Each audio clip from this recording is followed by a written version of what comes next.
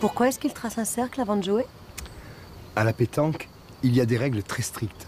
Chaque joueur doit lancer sa boule exactement du même endroit. Je ne comprends pas bien la différence entre tirer et pointer. Tirer et pointer, c'est tout l'art de la pétanque. Moi, par exemple, j'étais un bon tireur. Je pouvais chasser une boule qui était collée au cochonnet. Tu oublies de dire que tu dégommais le cochonnet en même temps et que tu le rapprochais des boules de l'équipe adverse, ce qui fait qu'on ne gagnait jamais. Quel menteur tu fais! Une fois, on a été jusqu'en demi-finale. Mais oui, c'est la fois où tu as été malade et où Maurice t'a remplacé. Je vous laisse à vos souvenirs. Il faut que je retourne à la cuisine. Oui, moi, on m'attend au café.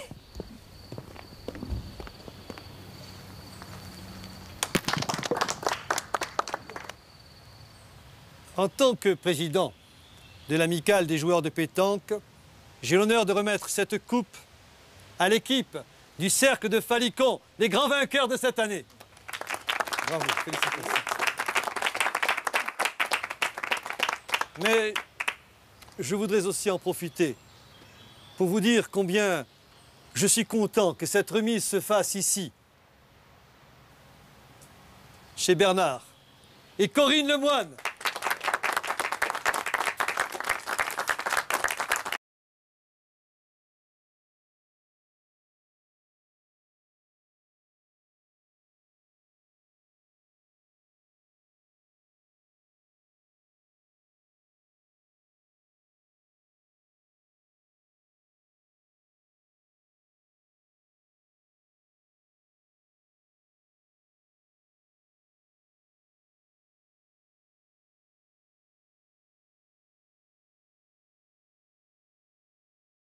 Quelle bonne surprise.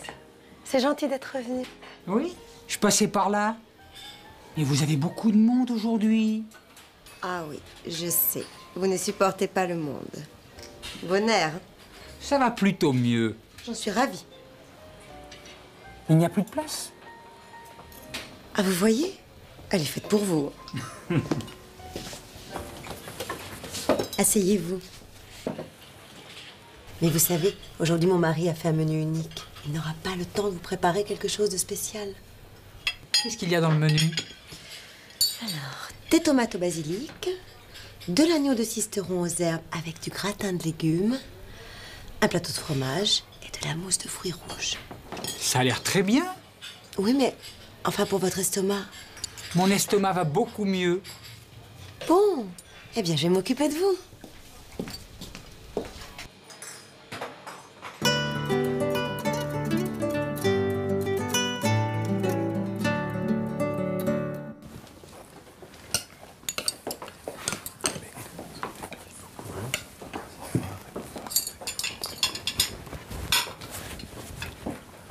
Tout est rangé dans la cuisine. Je vais pouvoir t'aider à refaire les tables.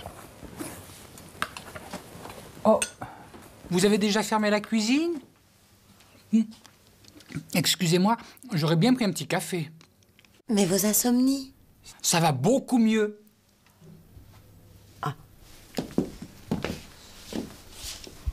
Excusez-moi, mais votre guérison, ça a l'air miraculeux. Qu'est-ce que vous avez fait? C'était à cause de mon travail. J'ai pris un congé sans solde pendant plusieurs mois. Je viens de reprendre. Et c'est quoi votre métier? Je suis critique gastronomique. Je dirige la rubrique restaurant de Nice Matin. Au revoir.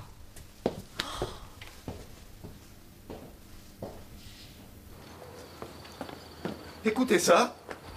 Non mais... Écoutez ça.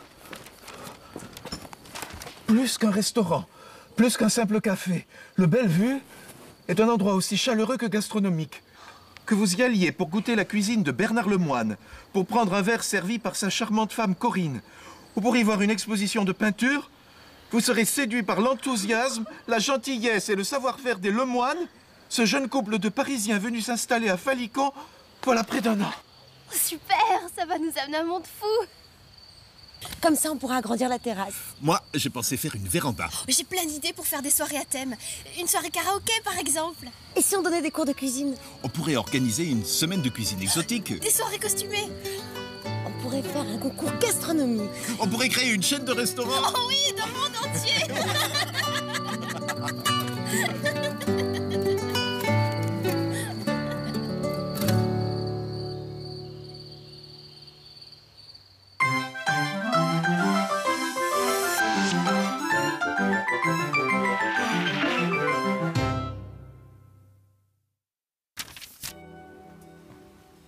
Bonjour.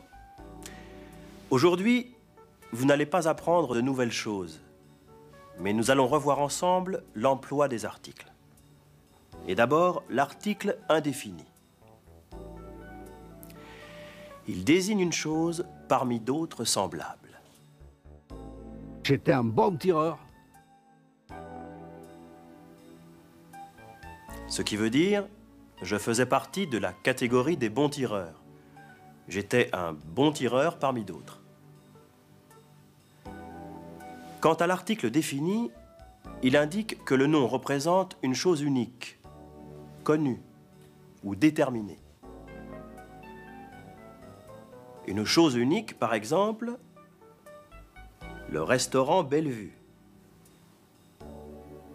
mais aussi le Soleil, la Tour Eiffel, le Louvre.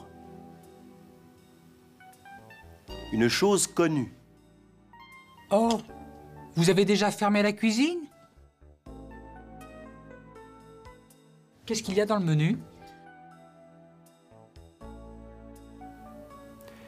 Une chose déterminée. C'est tout l'art de la pétanque.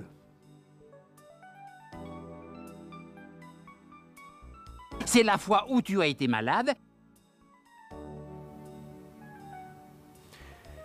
L'article partitif, lui, désigne une partie d'un tout. Des tomates au basilic, de l'agneau de Sisteron aux herbes avec du gratin de légumes,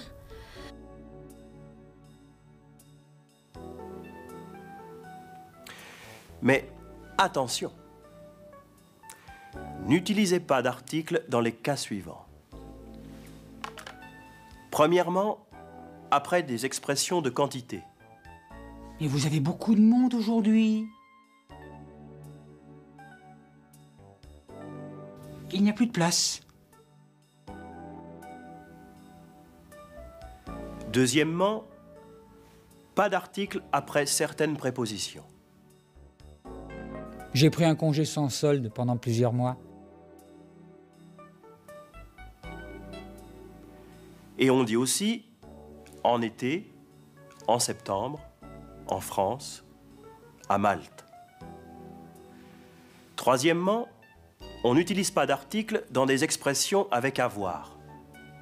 Avoir faim, avoir soif, avoir peur. J'ai faim et j'ai soif.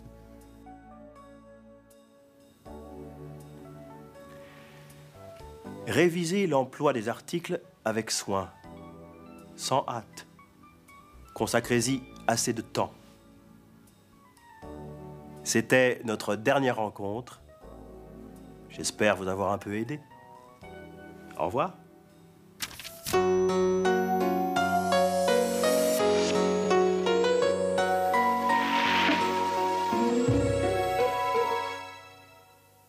Quelle bonne surprise! C'est gentil d'être revenu.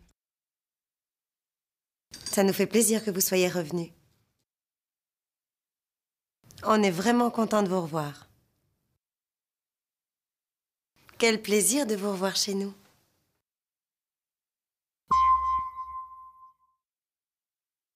Mais vos insomnies? Ça va beaucoup mieux.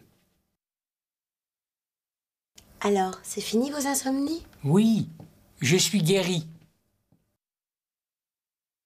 Vos insomnies? Vous n'y pensez plus? Non, c'est oublié.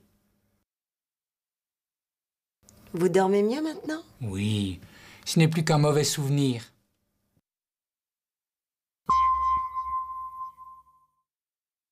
Comme ça, on pourra agrandir la terrasse. Maintenant, on peut penser à agrandir la terrasse. Il y a longtemps qu'on voulait agrandir la terrasse. Enfin, on va pouvoir agrandir la terrasse.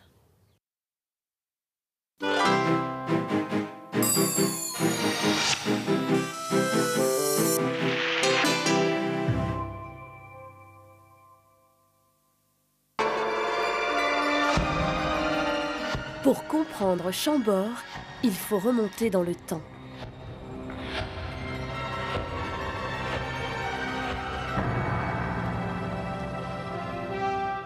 Au XVIe siècle, les rois voyageaient beaucoup. Ils emmenaient avec eux une foule de courtisans et de serviteurs. Aucune demeure des nobles de province n'était assez spacieuse ni assez riche pour les accueillir. Ils aimaient particulièrement la douceur des bords de la Loire. En 1515, le roi François Ier est vainqueur à la bataille de Marignan. Il ne rêve alors que de puissance et de gloire. Il veut se faire construire un château à la mesure de son ambition. Léonard de Vinci en fait les premiers plans. La construction débute en 1519. Ce sera Chambord qui absorbera bientôt toutes les richesses du royaume. Mais en 1525, à Pavie, le roi de France est fait prisonnier par Charles Quint, empereur du Saint-Empire romain germanique. Il est emmené en Espagne, à Tolède.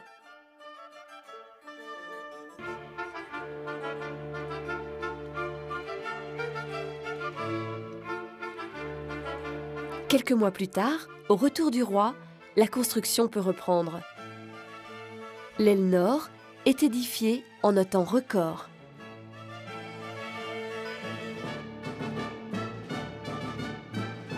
Et en 1539, François Ier reçoit à Chambord son vieil ennemi Charles Quint, qui est surpris par la beauté du château et les fêtes somptueuses données en son honneur.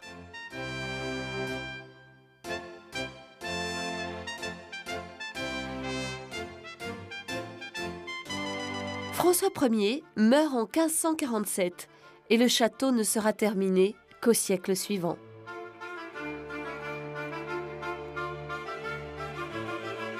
La plus belle partie de ce château Renaissance est la terrasse, un labyrinthe de cheminées, d'escaliers, de fausses fenêtres sculptées et décorées de mosaïques de formes géométriques.